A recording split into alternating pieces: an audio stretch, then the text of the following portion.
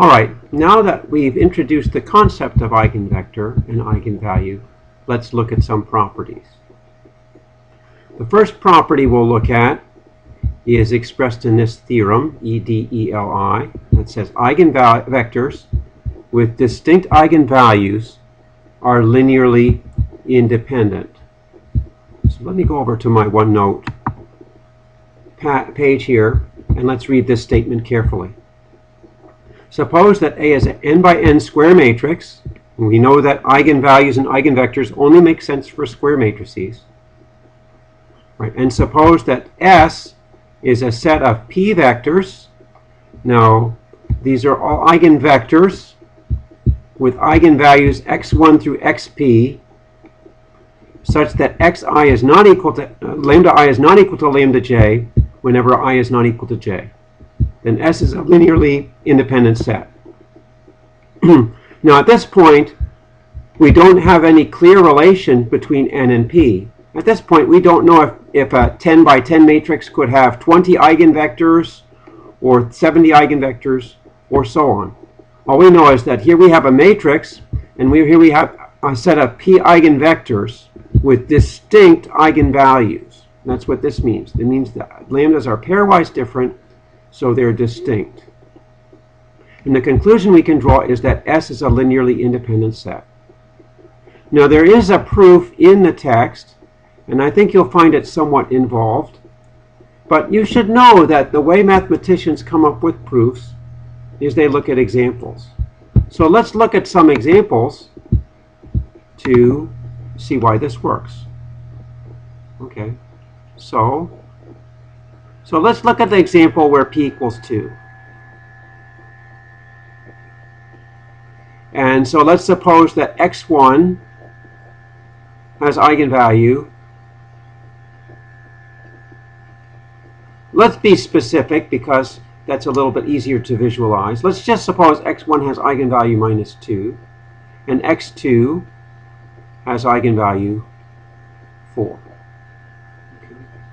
So the question is, and sorry, we're dealing with the matrix A, so I should make that clear. We're dealing with the matrix A, and x1 has eigenvalue minus 2. What does that mean? That means that ax1 equals minus 2x1, and then ax2 is equal to 4x2. So the question is, could x1 and x2 be linearly dependent?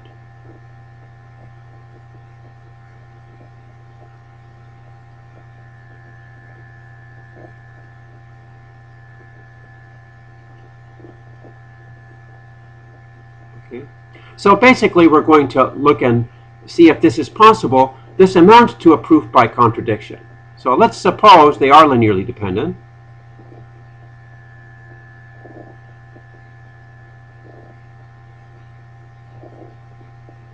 Suppose they are linearly dependent. That means we can have a relationship of linear dependence between x1 and x2. So that would mean that I could find constants c1 and c2 such that c1x1 plus c2x2 is equal to 0. Okay, now remember, x1, x2, and 0, this 0 is a 0 vector. Okay. And x1 and x2 are also vectors. I probably should put arrows above them to make it more clear, so let's do that. x1, x1, so put an arrow here and an arrow here. So that makes it very clear that these are vectors, and this is a vector also. Okay, put arrows here to denote that the x's are vectors. Okay. Right, now, I can easily move, where's my mouse? Somehow got lost here.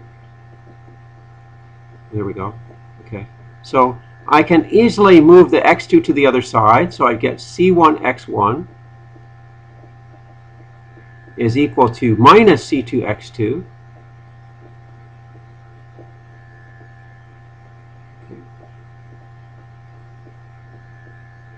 And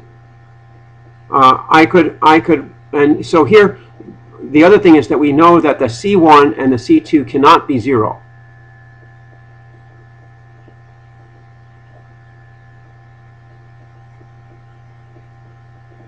Right? C1 and C2 cannot be 0. So what that means is that I can divide both of these sides by C1. And that would give me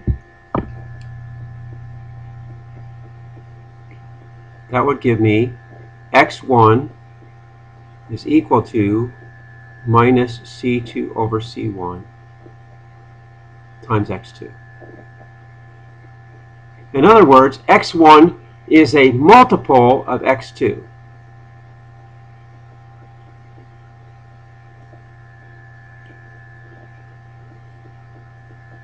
Right. Now, there's a problem with this, because if I take any eigenvector and multiply it by a constant, it's an eigenvector with the same eigenvalue. But according to my setup here, I said x1 and x2 have different eigenvalues. Let's see how that works formally.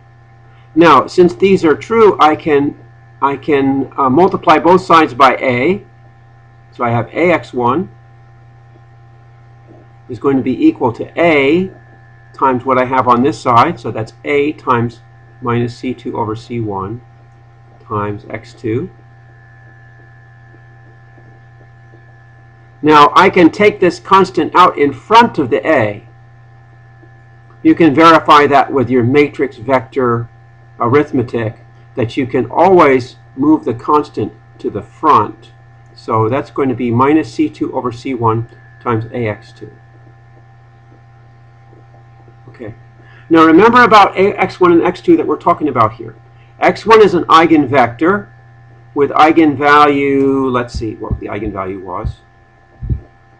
Sorry, I'm having trouble locating my mouse. With eigenvalue minus 2. And x2 was an eigenvector with eigenvalue 4. So I can replace this with ax1 is 4x1.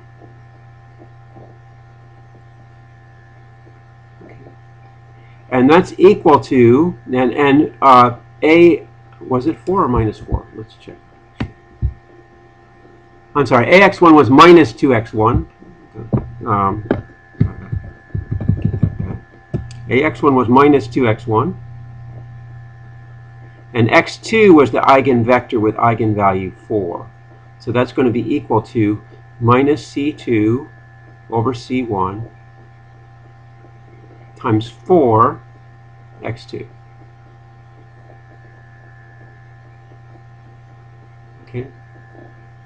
Now, I can exchange the 4 in this constant C1 over C2, so that's equal to 4 times minus C2 over C1 times x2.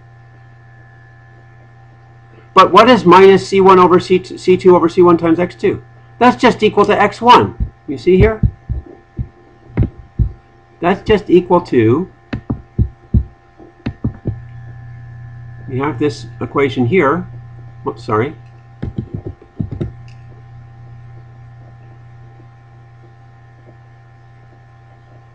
That tells me that this value down here is just equal to 4 times x1. So what do I have? Minus 2x1 equals 4x1.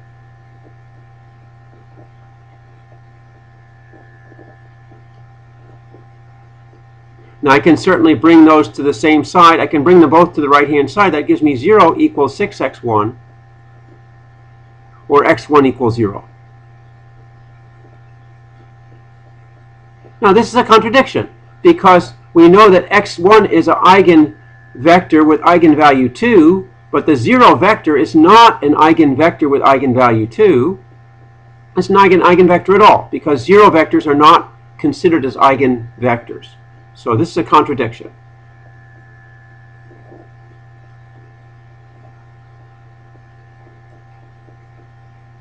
Okay. So there's no way to have two eigenvectors with different eigenvalues that are linearly dependent. Now I use minus 2 and 4, but you can see that the same argument would work with any other constants. There really wasn't anything special about the minus 2 and the 4. They just added together to give a non-zero number. Okay. So you can see from this example that two vectors with different eigenvalues have different, must be linearly independent. Now let's try an example with 3, and then you can kind of see how it works in general. 2 is a little bit easy, so let's try 3 eigenvalues. So we'll consider another case.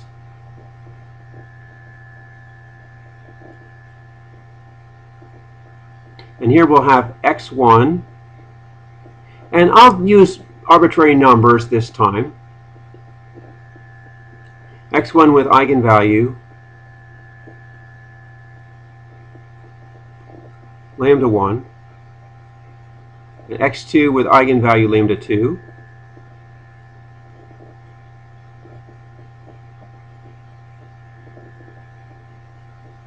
And x3 with eigenvalue lambda 3.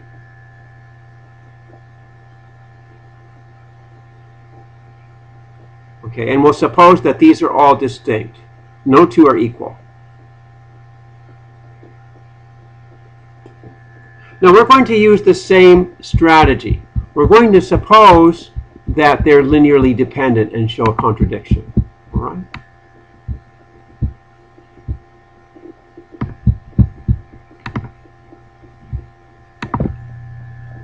So we'll suppose x1, x2, and x3 are linearly dependent.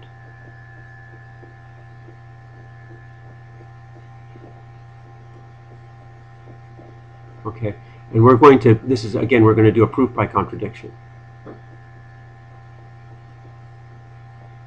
We're going to show that this supposition cannot possibly happen. Okay, so that would mean that c1x1 plus c2x2 plus c3x3 would be equal to 0 for some c1, c2, c3, not all 0. Okay. In fact, they all must be non-zero because we already proved the case when one of them is 0. So you can say, instead of saying not all 0, I'll just say all non-zero.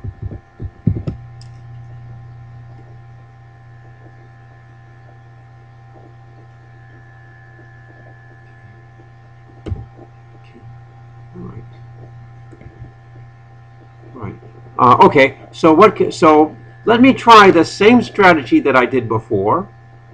I'm going to multiply all of these by a. So I'll say a times c1x1 plus c2x2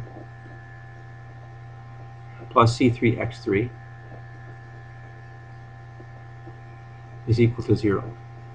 Okay. Because I can multiply both sides of this by a, just to make that more clear, I can write this as a times 0, but that's the same thing as 0. Sorry, I forgot my arrow over this 0. Okay. Now I'm going to use the same trick I did before. A times c1x1, I can bring the c1 out, and then a times x1 is lambda 1 x1. So that's going to be c1 times lambda 1 times x1. Then the second one is going to be, similarly, because I distribute the a in, that's going to be a times c2x2, which is the same as c2 times ax2, but ax2 is lambda 2x2. And also similarly for the third one. I distribute the a into the third one, a times c3x3, bring the c3 out, that's the same thing as c3 times ax3, but ax3 is lambda 3x3. And that's equal to 0.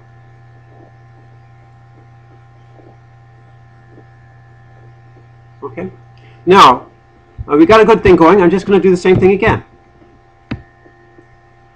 I can multiply this also by a and still get a valid equation. So I could do a times this, c1 lambda 1 x1 plus c2 lambda 2 x2 plus c3 lambda 3 x3 and that's equal to 0. Now I can pull the same deal that I did before. I'm going to distribute the A in, and I'll pull the C's out. This time when I move the A onto the x1 here, I'm going to get a C1, a lambda 1, and another lambda 1. So I'm going to get C1 lambda 1 squared. So that gives me C1 lambda 1 squared plus C2 lambda 2 squared plus C3 lambda 3 squared. And I forgot the x1 here. This is x1, this is x2, and this is x3. And that's still equal to 0. All right? So you see I actually have 3 equations involving C1x1, C2x2, and C3x3. The first one was this one here. And that was the simple sum. Second one is this one here with lambdas. And the third one is this one here with lambda squareds. We've got 3 equations here. Okay. And really it's 3 equations with 3 unknowns, C1, C2, and C3. So what can I do with this? I'm going to rewrite this in matrix format. Okay. So the way I can do that is, notice that the first equation, C1x1 plus C2x2 plus C3x3 equals 0, I can rewrite that in the following way. So I'll rewrite here C1x1 plus C2x2. Oh, sorry, that's not equal, that's a plus. Plus C2x2 plus C3x3 equals 0. I can rewrite that in the following way. Let me make a matrix whose columns are C1x1, C2x2, and C3x3. All right, so that's a matrix.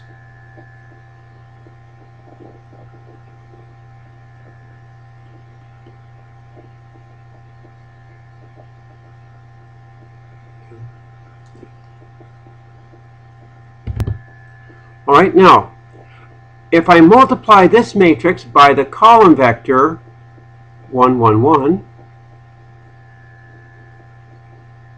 then the product is exactly what I have on the left-hand side here. This one, when you multiply through, is always going to multiply and give me the first column. Now remember, you do this one times this column plus this one times this column plus this one times this column. That's going to give me, at every entry, it's going to give me the sum of the corresponding entries of these 3 vectors. So in fact, this left-hand side can be written in this way. This matrix here times 1, 1, 1.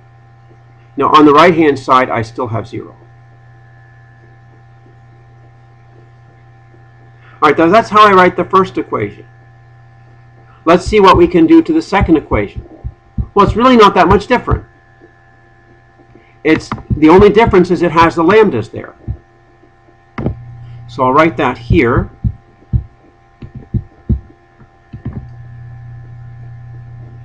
C1 lambda 1 x1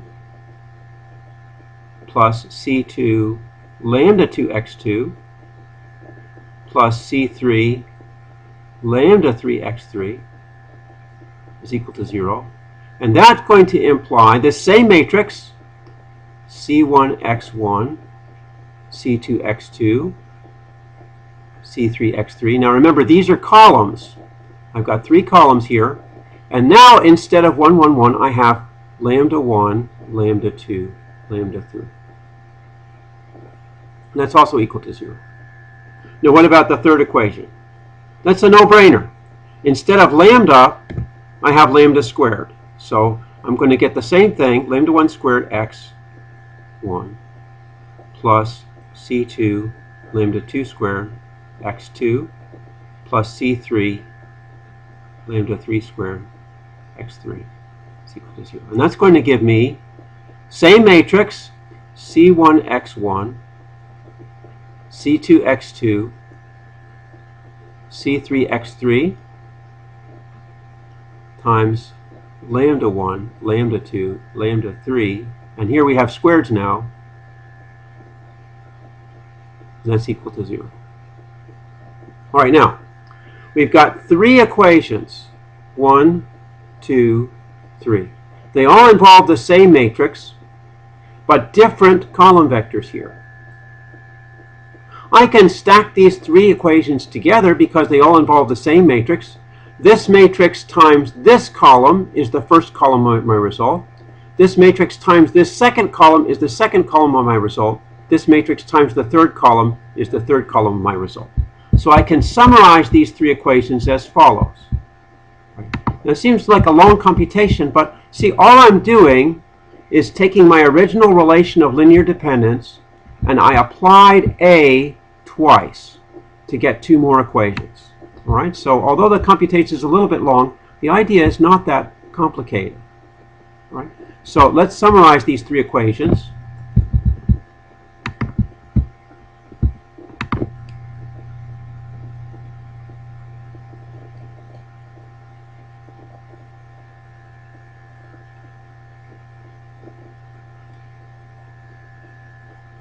Okay. I have this matrix here, C1x1, C2x2, C3x3. That's my matrix. Now, remember, I had three column vectors. I had the 1, 1, 1, and then I had the lambda 1, lambda 2, lambda 3. Then I had lambda 1 squared, lambda 2 squared, lambda 3 squared. Sorry about that sloppy writing there. Hopefully you get the idea.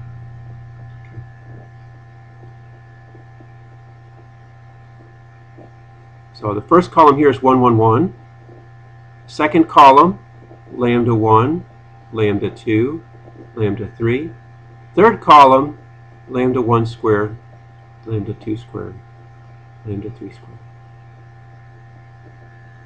And that's equal to, here I have three copies of 0. So this is 0, 0, 0. Okay, so let's get our dimensions straight. This here, the number of rows here is the dimension of the matrix A. So this is actually an n by 3 matrix. And this is also an n by 3 matrix. But this is a 3 by 3 matrix. All right? Right. Now we have the punchline. This matrix here with these lambdas is actually a very famous matrix. And it's called the, let's see, where did my mouse go? This matrix here is called the Vandermonde matrix.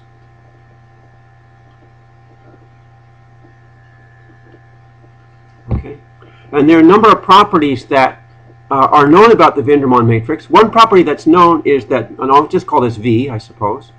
And then one property that's known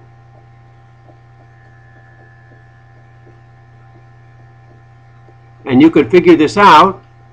It would be a long computation, but you can figure out that the determinant of V is equal to lambda 1 minus lambda 2 times lambda 1 minus lambda 3 times lambda,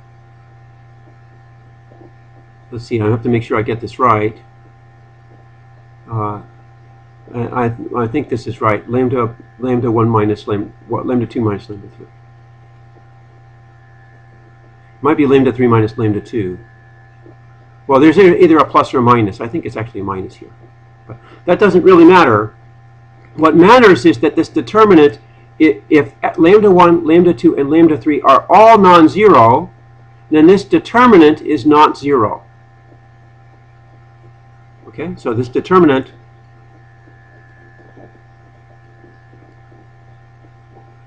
if lambda 1, lambda 2, and lambda 3 are all different.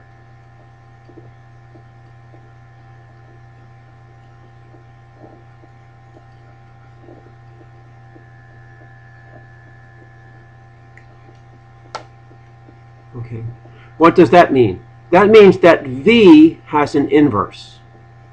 V has an inverse. So I can rewrite this whole deal. Move it up a little bit more. I can rewrite this whole deal as C1x1, C2x2, C3x3 times V is equal to 0, 0, 0. Now, if I multiply on the right by V inverse,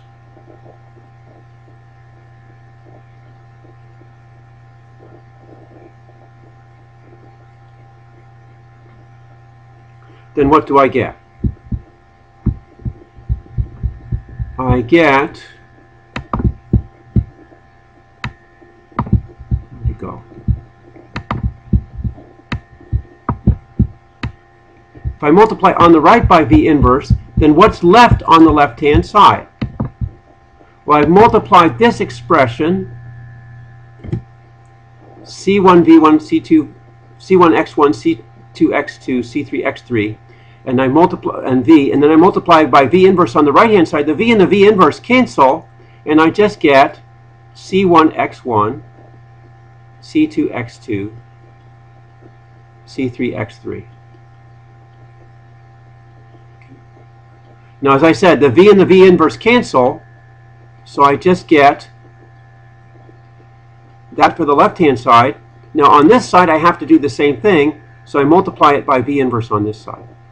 Now, what's 0, 0, 0 times V inverse? Well, the zero matrix to anything is 0, so that's still 0, 0, 0.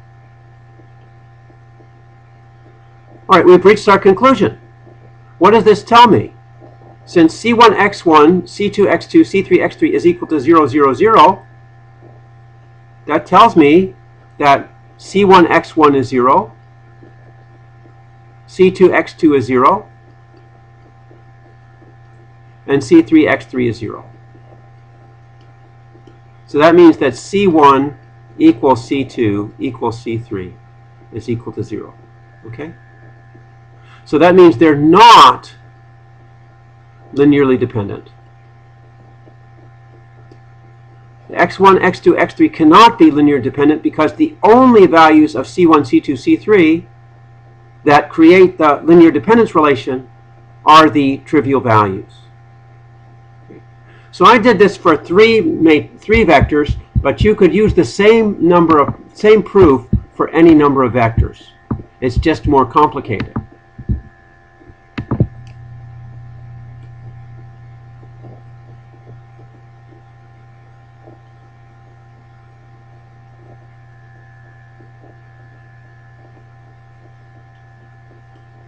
Okay.